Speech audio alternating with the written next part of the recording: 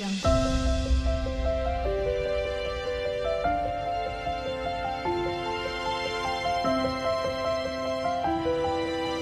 Audio Jungle.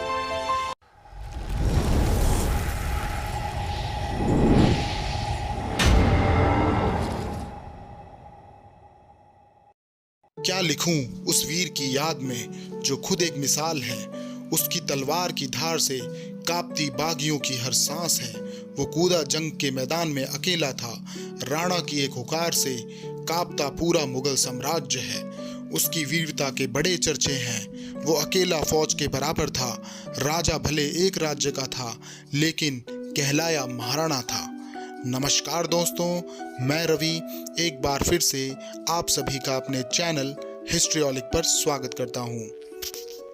प्यारे दोस्तों, आज जिस टॉपिक पे हम बात करेंगे वो परीक्षाओं के दृष्टिकोण से बेहद महत्वपूर्ण है, तो कृपया कर अच्छे से समझने के लिए वीडियो अंत तक जरूर देखें ताकि आपके नोट्स बन सकें। आपकी सफलता ही हमारा गौरव है। तो चलिए देर न करते हुए शुरू करते हैं। आज का टॉपिक है महाराणा प्रताप। दोस्तों, महाराणा प्रताप के नाम का अर्थ होता है गरिमा या महामहिम। उनका जन्म 9 मई 1540 को कुंभलगढ़ किले में जयवंता बाई और उदय सिंह द्वितीय के यहाँ हुआ था। उनके पिता मेवाड़ के राजा थे। वह चित्तौड़गढ़ उनकी राजधानी थी।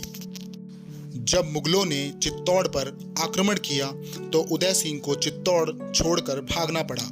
प्रताप ने इसका विरोध किया, किंतु महाराज व बुजुर्गों द्वारा प्रजा की भलाई के लिए उन्हें समझा दिया गया और उन्होंने गोगुंदा में नया राज्य स्थापित किया। उदय सिंह की मृत्यु के बाद उनके बड़े बेटे जगमल को ताज न पहनाकर प्रताप को पहनाया गया, क्योंकि प्रताप गद्दी को बेहतर संभाल सकते थे। महाराणा प्रताप की पहली पत्नी का नाम अजबदे पवार था। इन्हीं से उनके उत्तराधिकारी अमर सिंह का जन्म हुआ। इसके अलावा उनकी 13 पत्नियां, 17 बेटे व 5 बेटियां थीं। उन्होंने राजपूत एकता को मजबूत करने के लिए ऐसा किया था। उनके अपने भाई जगमल सिंह ने उन्हें धोखा दिया। गद्दी न मिल पाने के कारण उन्होंने मुगलों के साथ संधि कर ली। मुगल बादशाह अकबर ने उनकी सहायता से खुश होकर उन्हें जहाजपुर शहर के साथ सम्मानित किया।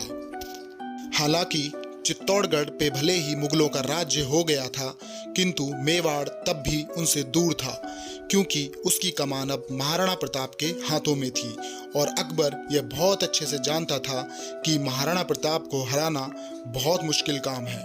अकबर उनका सम्मान भी करता था, किंतु प्रताप को मुगलों से संधि कतई पसंद नहीं थी। वे कहते थे, मातृभूमि मेवाड़ के लिए मेरा सर समर्पित, तन समर्पित, किंतु मुगलों के हाथों जीते जी नहीं आने दूंगा। इसी कारण अकबर ने कई दूत संधि करने के लिए भेजे, परंतु महाराणा प्रताप नहीं माने।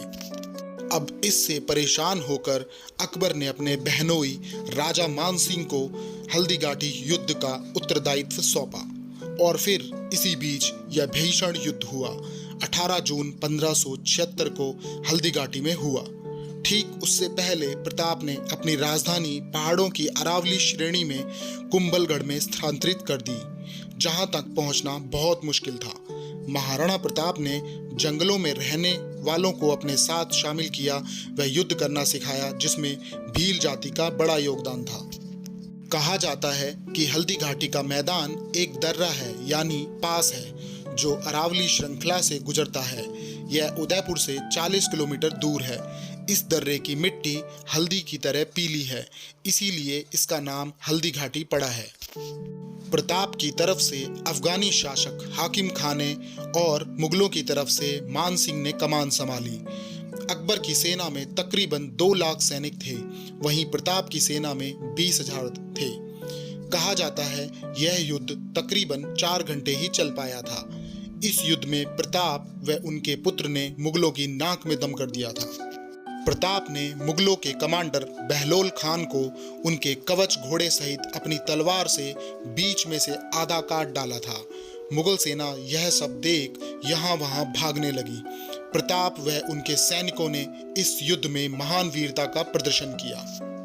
महाराणा प्रताप ने अकेले ही इस युद्ध में कई सैनिकों को मार गिराया था। इस बीच में वे बुरी तरह घायल हो चुके थे, किंतु उनका जज्बा देखने योग्य था। वे लड़ते जा रहे थे। यह देख उनका घोड़ा चेतक उन्हें मैदान से निकालने लगा। वह खुद भी घायल हो चुका था। उसने मालिक की जान बचाने के लिए एक बड़ी नहर पर छलांग लगा दी, जो कि 21 फीट चौड़ी थी। नहर पार कर वह नीचे गिर गया और मर गया, किंतु प्रताप की जान बचा ली। बहादुर प्रताप चेतक की मौत पर बच्चे की तरह रो पड़े। बाद में उन्होंने उस स्थान पर सुंदर उद्यान का निर्माण करवाया, अपने प्रिय चेतक की याद में।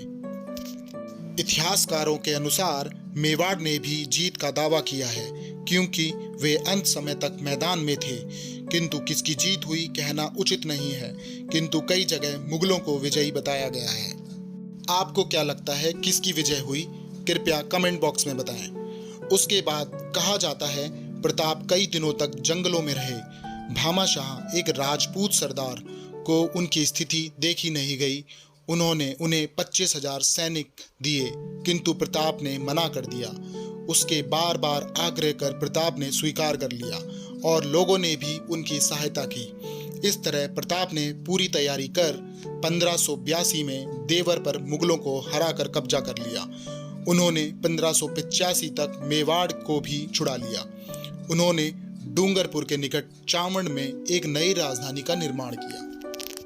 कहा जाता है कि महाराणा प्रताप मरते समय तक घास के बिस्तर पर लेटे हुए थे, क्योंकि चित्तौड़ को मुक्त करने की उनकी शपथ अब भी अधूरी थी। उन्होंने मरने से पहले अमर सिंह को कमान संभाली।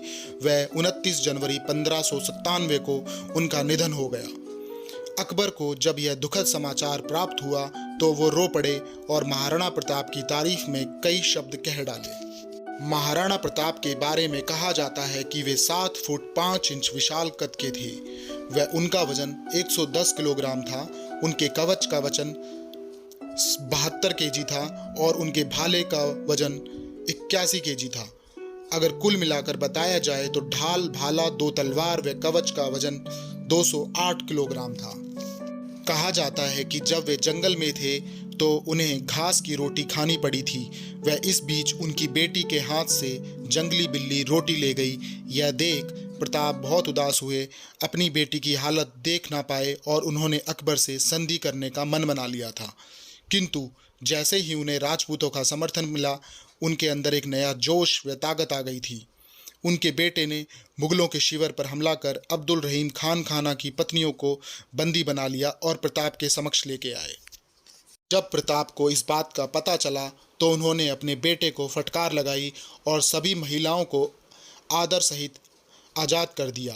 और जब यह बात का पता अब्दुल रहीम खान खाना को लगा तो उन्होंने प्रताप की तारीफ की और उनके खिलाफ शस्त्र न उठाने का प्रण लिया। ये रहीम वही थे जिनके दोहे हम आज तक पढ़ते हैं।